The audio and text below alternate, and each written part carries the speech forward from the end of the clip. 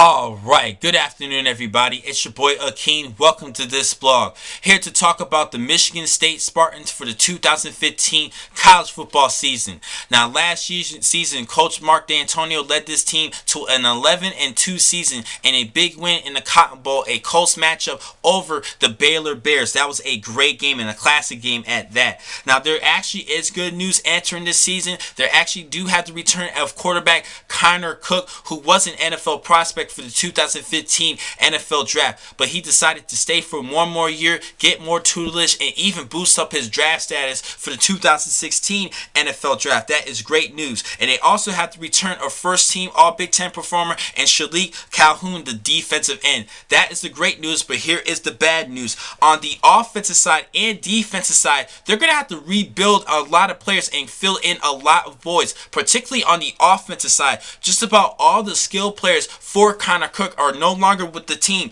Jeremy Hill and Jeremy Langford and Nick Hilt, their top two rushing running backs, are no longer with the team, as well as their top two receivers in Keith Mumphrey and first team All Big Ten performer and Tony Lippett. They're actually in the National Football League trying out for teams. Now on the defensive side, they lost second team All Big Ten performer and Tawan Jones, the linebacker, as well as their top two secondary players who are now in the National Football League as well, and Curtis Drummond and Trey Waynes. Both of those two defensive backs were actually first team All Big Ten honors. This is a tough loss, which means freshman Madrig London, LT Scott, they can step it up at running back for this upcoming season, and at wide receiver, Aaron Burbidge, Monty Madras, R.J. Shelton, and McGarrett Keynes need to step it up at the wide receiving core. They do have a tight end returning this season, and Josiah Price, who actually had 374 yards receiving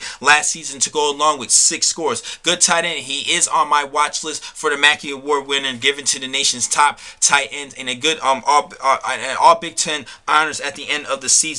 Now defensively, they do have linebacker Eric Davis, who had 7 sacks last season, which is a good return as well. Now as far as the defensive backs, Darian Hicks, R.J. Williamson, Monte Nicholson, and Demetrius Lucas needs to step up this year to replace Paul Trey Waynes and Curtis Drummond. Those are tough losses, so this is going to be a little bit of a scare on the defensive side this upcoming season.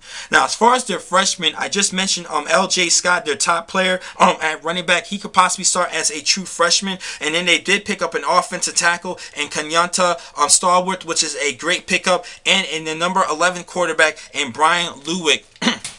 He could possibly be the future to replace in the predecessor of Connor Cook when he leaves in 2015 at the end of this season. And now overall, I believe this team is going to go 10-2, 12-0 at best. They can possibly go undefeated. Maybe it depends on their game against Oregon and Ohio State. They beat those two teams. They definitely go undefeated, but anything can happen. These are going to be revenge games because they lost to both of these two teams last season. They go undefeated, they will make it to the playoffs, but I do have them going 10-2, but they can go at best to undefeated heading into the college football playoff. We will see. Now the next time I catch you guys will be in just a couple of minutes. I have another blog for you for today. Thank you for watching this blog. I'm your man Akeem McCall. Be easy.